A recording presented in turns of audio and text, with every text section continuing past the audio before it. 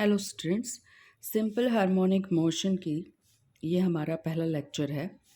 तो इसमें देखेंगे अब हम आज के सिंपल हार्मोनिक मोशन होती क्या है और हमारे पास मोशन कितनी तरह की होती है और 1 डिग्री ऑफ फ्रीडम कि सिंपल हार्मोनिक मोशन जो है क्या होती है, या एक हार्मोनिक मोशन को कब हम 1 डिग्री ऑफ फ्रीडम की हार्मोनिक मोशन कह देंगे।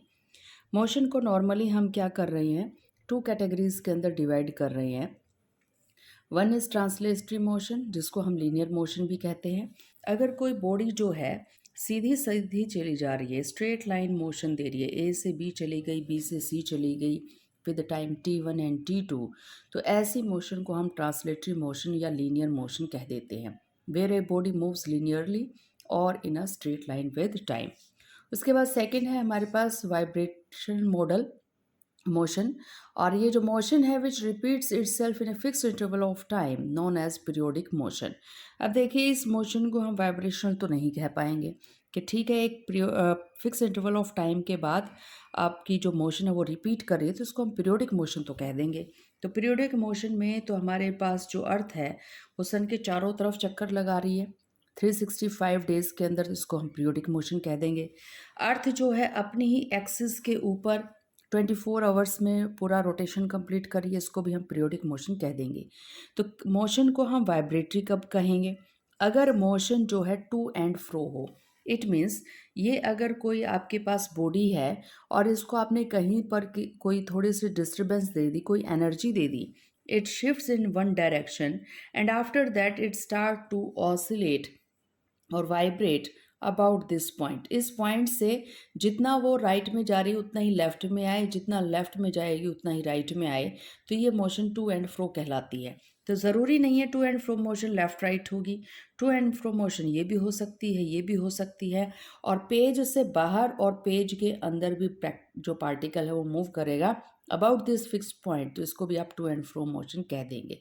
तो ये आपके पास टू एंड फ्रो मोशन होनी चाहिए, मीन पोजीशन के अबाउट होनी चाहिए, यानी कि इस पॉइंट से आप इसको कोरिलेट करेंगे, जितना ऊपर की तरफ आए उतना ही नीचे की तरफ जाए, और फिक्स इंटरवल ऑफ टाइम के अंदर ही क्या करे, मोशन अपने आप को रिपीट करे।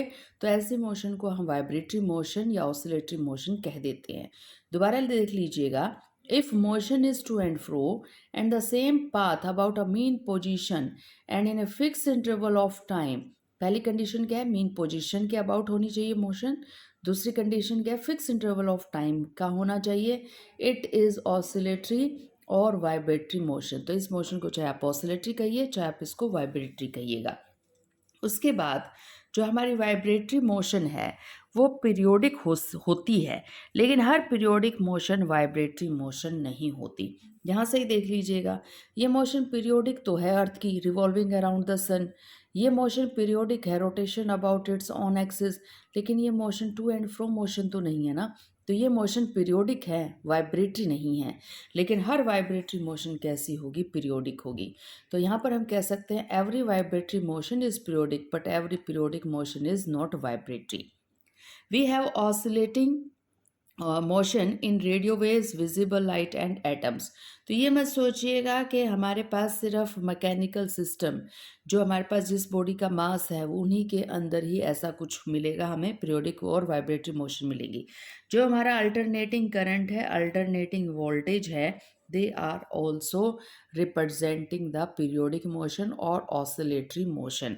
तो रेडियो वेव्स भी इलेक्ट्रोमैग्नेटिक वेव्स हैं, विजिबल लाइट भी इलेक्ट्रोमैग्नेटिक वेव्स हैं।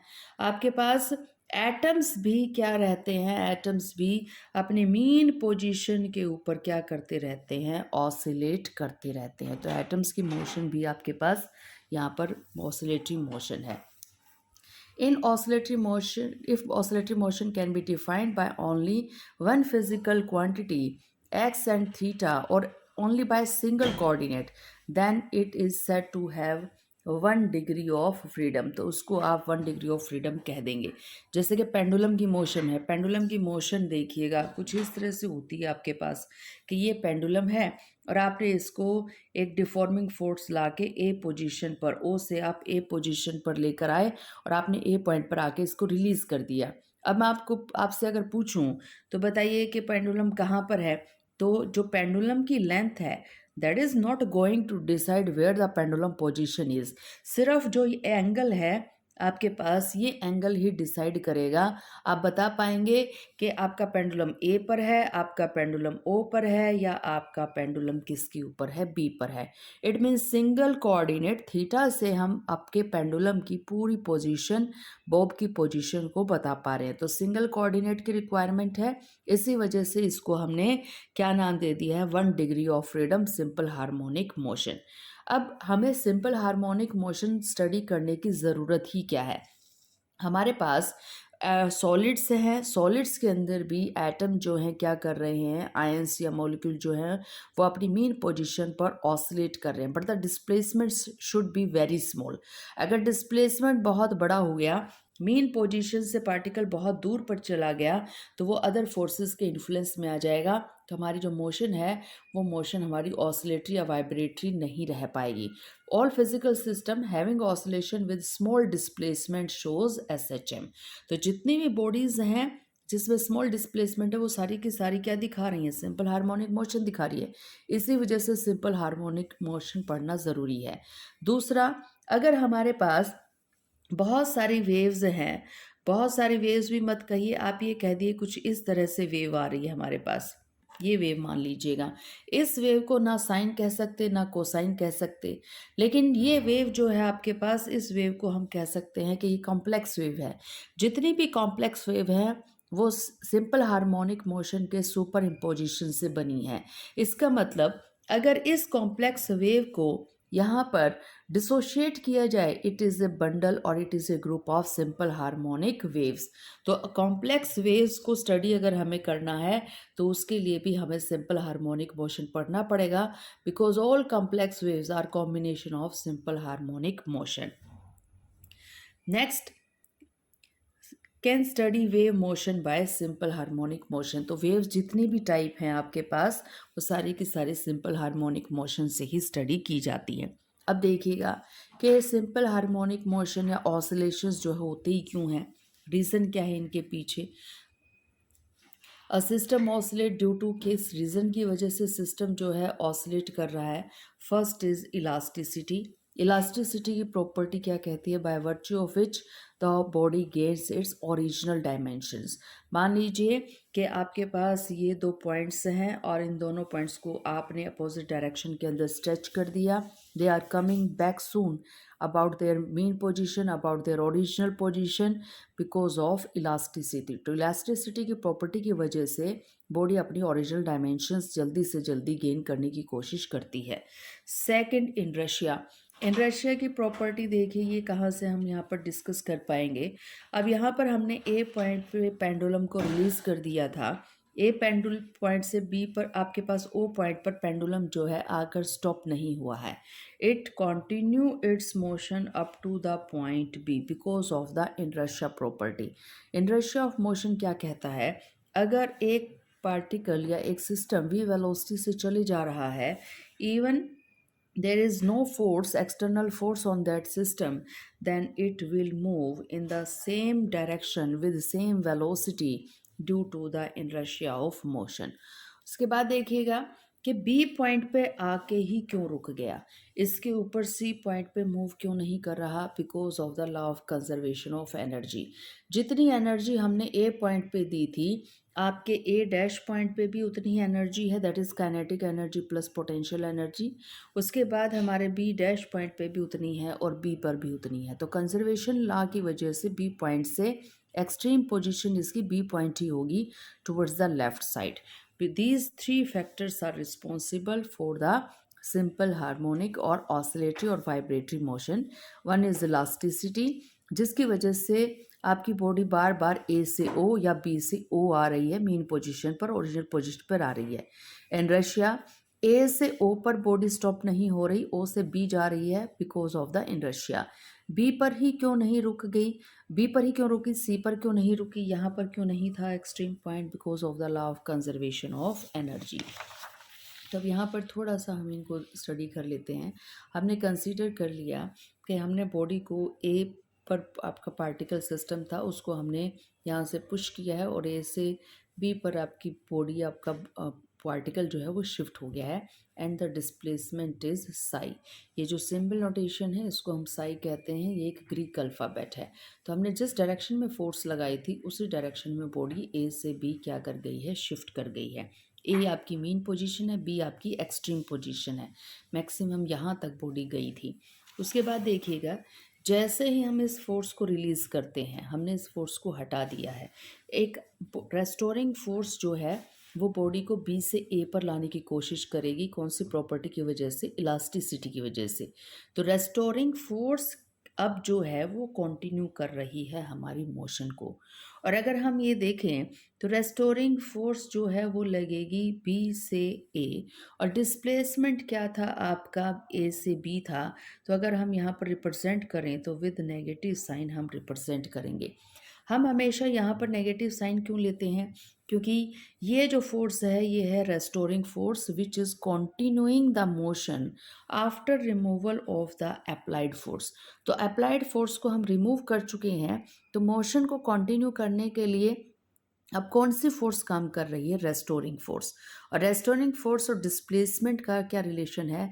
F is inversely with directly proportional to psi, और नेगेटिव साइन इंडिकेट कर रहा है both are opposite in direction. तो हमारी जो रेस्टोरिंग फोर्स है बार बार बी से ए, और अगर यहाँ पर बॉडी नहीं रुकेगी, सी पर आ गई, तो सी से ए पर लाने की कोशिश कर रही है। इट मीन्स रेस्टोरिंग फोर्स हमेशा बॉडी को कहाँ लेकर आ रही है? मीन पोजीशन पर, ओरिजिन पर लेकर आने की कोशिश कर रही है, जो इस पार्टिकल का ओरिजिन था। तो डिस्प्लेसमेंट देखिए, बी से अगर आप ए आ गए तो साई की वैल्यू कितनी हो जाएगी? 0 हो जाएगी। और जब बी से ए आएंगे तो बॉडी की वेलोसिटी क्या है? D psi upon D T है। नेगेटिव वेलोसिटी क्यों ली? क्योंकि डायरेक्शन आपका टाइम जैसे जैसे इंक्रीज कर रहा है तो बॉडी बी से ए आ रही है, तो डिस्प्लेसमेंट क्या कर रहा है हमारा? डिक्रीज कर रहा है। तो F is directly proportional to minus psi. F represent कर रहा है रेस्टोरिंग फोर्स को। के डायरेक्टली प्रोपोर्शनल का साइन अगर हम हटा दें, इक्वलिटी आ जाएगी स्प्रिंग कांस्टेंट का ये या इलास्टिक कांस्टेंट का ये, और साई क्या है? हमारा डिस्प्लेसमेंट है। अब ये जो रेस्टोरिंग फोर्स है इसका जो मैग्नीट्यूड है depends upon the elastic properties of the system. तो जितना ज़्यादा इलास्टिक होगा सिस्टम, जितना ज़्यादा इलास्टिक होगा पार्टिकल, रेस्टोरिंग फोर्स उतनी ही ज़्यादा हो जाएगी। The body will not stop at mean position. Mean position पर, यानी कि ए पार्टिकल जो है बी से ए पर नहीं रुकेगा, मोशन को कंटिन्यू करेगा। किस वजह से कंटिन्यू करेगा? Because of the inertia property. तो बी से ए नहीं रुकेगा, बी ए से सी चला जाएगा इनर्शिया की वजह से। तो due to inertia it is just continue its motion from A to C, not stopping at the point O. Equilibrium और मीन पोजीशन पर डिस्प्लेसमेंट कितना हो जाता है? 0 हो जाता है। द वेलोसिटी इज मैक्सिमम इस पॉइंट के ऊपर, ए पॉइंट, ये जो मीन पोजीशन है इस पॉइंट पर वेलोसिटी मैक्सिमम होती है, प्रोड्यूसेस नेगेटिव डिस्प्लेसमेंट। अब ये देखिएगा, इस डिस्प्लेसमेंट को अगर हम पॉजिटिव कह रहे हैं तो ये जो डिस्प्लेसमेंट है इसको हम क्या कहेंगे? नेगेटिव डिस्प्लेसमेंट कहेंगे। तो ए से सी नेगेटिव डिस्प्लेसमेंट कहलाएगा। Here restoring force increases psi. Restoring force की वजह से, अब देखिएगा, जब हम ए से सी आ रहे हैं तो रेस्टोरिंग फोर्स की वजह से साई क्या कर रहा है हमारा? दैट इज इंक्रीजिंग, वो यहाँ पर इंक्रीज कर रहा है। Again restoring force tries to, जब सी पर आ जाएंगे उसको दोबारा ए पर लाने की कोशिश करेगी restoring force due to elasticity. Again restoring force tries to bring the body back to rest, और साई इज इक्वल टू 0, यानी कि डिस्प्लेसमेंट सी से ए पर आएंगे तो डिस्प्लेसमेंट घटता घटता ए पॉइंट पर कितना हो जाएगा? 0 हो जाएगा।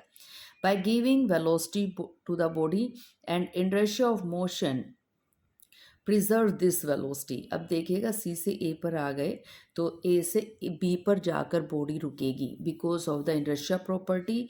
तो हमारे पास वेलोसिटी क्या रहेगी? प्रिजर्व रहेगी। सी से ए और ए से बी तक हमारी बॉडी को मोशन इनर्शिया की वजह से सेम वेलोसिटी मिलती रहेगी। एक्सट्रीम पोजीशन के ऊपर बी पॉइंट और सी पॉइंट के ऊपर वेलोसिटी 0 हो जाएगी क्योंकि वहाँ पर बॉडी रुकती है फिर वापस आती है। एंड अगेन बी पॉइंट पर इलास्टिसिटी प्रॉपर्टी काम करेगी, सी पॉइंट पर इलास्टिसिटी प्रॉपर्टी काम करेगी। बी से ए पर आएंगे, सी से ए पर आएंगे because of the elastic property. तो inertia makes the body to continue the motion and और ऑसिलेशन। तो इलास्टिक प्रॉपर्टी और इनर्शिया, ये दो जो चीज़ें हैं ये क्या कर रही हैं, हमारी ऑसिलेटरी मोशन को यहाँ पर कंटिन्यू किए हुए हैं। तो इट मीन्स कि यहाँ पर हम कुछ क्वेश्चंस का आंसर दे पाएंगे।